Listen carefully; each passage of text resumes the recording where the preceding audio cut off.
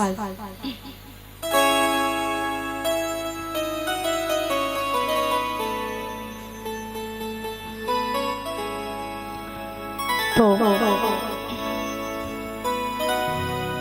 देवर भाभी के बीच में जो मर्यादा होती है वो मर्यादा जरूर रखनी चाहिए, यही कथा का उपदेश है।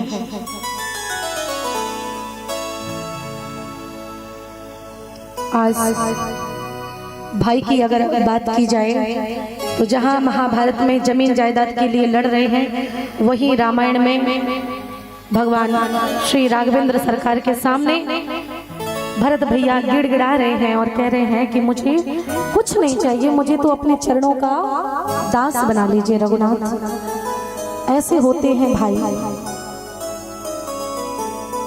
लक्ष्मण भरत के जैसे, शत्रुघ्न के जैसे भाई शायद ही कभी हुए थे और पता नहीं अब कब होंगे, क्योंकि इनका त्याग हर कोई नहीं कर सकता है। और जिस घर में लोग भरत के जैसा, लक्ष्मण के जैसा त्याग भाई के प्रति करते हैं, उस घर में भैया रामायण जैसा राग होता है।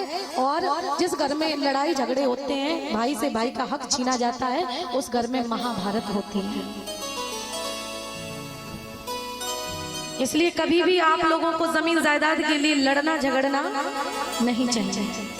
अगर लड़ाई करते भी हो तो नहीं लड़ना चाहिए, भाई से तो कभी नहीं लड़ना चाहिए। और जमीन जायदाद के कारण अगर लड़ाई हो रही हो तो अपने भाई से कह दो, क्या अपने भाई से कह दो कि बड़े अनमोल है ये रिश्ते, इनमें तू तकरार न कर। बड़े अनमोल है ये रिश्ते, इनमें तू तकरार न कर। और चाहे तू मेरा भी हिस्सा ले ले मेरे भाई, लेकिन बीच में तू दीवार न कर, बीच में तू दीवार न कर।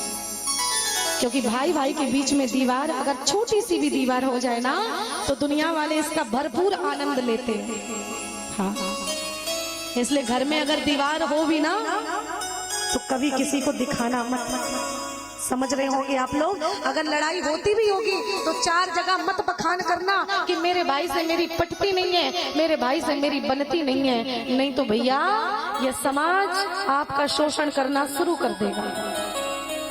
क्योंकि जहाँ चार भाई मिलकर के चलते हैं, वहाँ किसी की हिम्मत नहीं होती है उल्टा सीधा बोलने की। क्या कहते हैं लोग, चार है वो चार, अगर एक एक थप्पड़ मारेंगे ना तो धूरा चाट जाओगे, धूल चाट जाओगे। इसलिए उनसे बात मत करना, उल्टी बात मत करना। लेकिन अगर पता होगा कि भैया चार है, क्या आठ बनी रहे, उनसे बनते नहीं, आपस में पटते नहीं है, तो क्या होगा, आपस में लड़ाई होगी, झगड़े होंगे, कोई दबेगा नहीं आपको, कोई सीधे मुंह बात नहीं करेगा आपसे।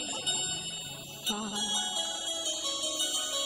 तो कभी अपने भाई से मत लड़ना। हो भाई भाई की लड़ाई होती रहती है, ऐसा नहीं है, लेकिन शादी के पहले वही भाई आपस में लड़ेंगे झगड़ेंगे। बाबा, शादी के पहले दो भाई आपस में दिन भर लड़ेंगे, और जब शाम होगी ना, शाम तो एक ही थाली में खाएंगे और एक ही खटिया पे सोएंगे। बात सही है ना? एक ही थाली में खाते हैं, एक ही खटिया पर सोते हैं। लेकिन भैया जब शादी हो जाती है तो शादी के बाद अगर झगड़ा हो गया, लड़ाई होगी एक भी बार, तो एक थाली में खाना तो छोड़ो,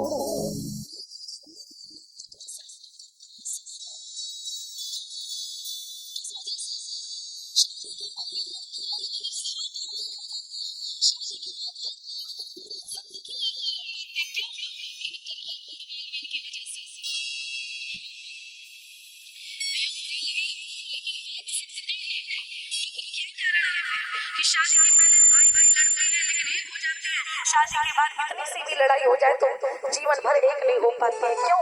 कहीं न कहीं माताओं की गलती है। ध्यान से सुनना मेरी मैया, अगर परिवार बिखर रहा है, परिवार टूट रहा है, तो कहीं ना कहीं आपकी गलती के कारण। कई माताएं आती हैं शादी होकर के, पहले की माताएं अपनी बेटियों को शिक्षा देती थी, बेटा यहाँ से तुम्हारी डोली उठ रही, तुम्हारी ससुराल से अर्थी उठनी चाहिए। और आजकल की माताएं कहती हैं, बेटा अगर तुम्हारे ससुराल वाले दो कहें तुम 10 सुनइयो, हम उनको ठट्टर बनवा देंगे। हाँ, ठट्टरी के बड़े है ना।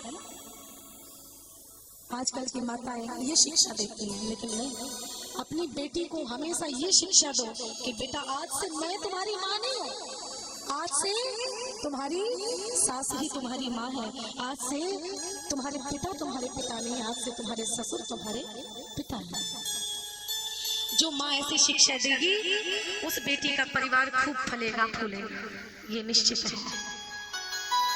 आज भैया अगर घर वाले लोग आपसे रूठ रहे हो, लड़ाई झगड़े के कारण बिखर रहे हो, और आपका पति जब आपसे कहता है कि सास रूठ गई है, मेरी माँ रूठ गई है, जाके मना लो, तो ये माताएं क्या कहती हैं? जब इनका पति इनसे कहे कि मेरी माँ रूठ गई है, उन्हें मना लो, तो ये माताएं कहती हैं हमें क्या करना मना के? रूठ गई है तो रूठ ही रही, जेठानी रूठ गई है, हमें क्या करना मना के? हाँ, ऐसा कहती है माता, लेकिन ऐसा नहीं कहना चाहिए। शास्त्र संत कहते हैं कि रूठे स्वजन मनाए, अरे जो रूठे 100 बार, सब जना फिर पोए, जैसे मुक्ता। अगर घर वाले लोग रूठ गए हैं, टूट गए हैं, तो उन लोगों को उसी तरह से एकजुट बना करके रखना आपका काम है। जिस प्रकार से आपका मंगल सूत्र टूट जाता है तो उसकी गुड़िया उठा करके, मोती उठा करके उस धागे के अंदर कैसे आप डालती हो, इसी प्रकार से आपको घर वाले लोगों को एक बना करके रखना आपकी जिम्मेदारी है, आपकी जवाबदारी है, आपकी रिस्पॉन्सिबिलिटी है। लेकिन आजकल की माता इस बात पे ध्यान नहीं देती हैं। अगर रूठ गए हैं तो और बात बढ़ाएंगे और रूठ जाएं, सालों तक ना बोलें, और मोहल्ला पड़ोसियों को बुलाएंगे, लेकिन सगे रिश्तेदारों को, सगे घर वालों को, परिवार वालों को ही नहीं बुलाते हैं। आजकल के लोग ऐसे लोग हैं भैया, तो ध्यान रखना। और आप लोगों से कहना है, कभी भी इन स्त्रियों के कारण अपने भाई को मत छोड़ना, कभी भी इन माताओं की लड़ाई में अपने भाई को मत छोड़ना। हाँ, क्योंकि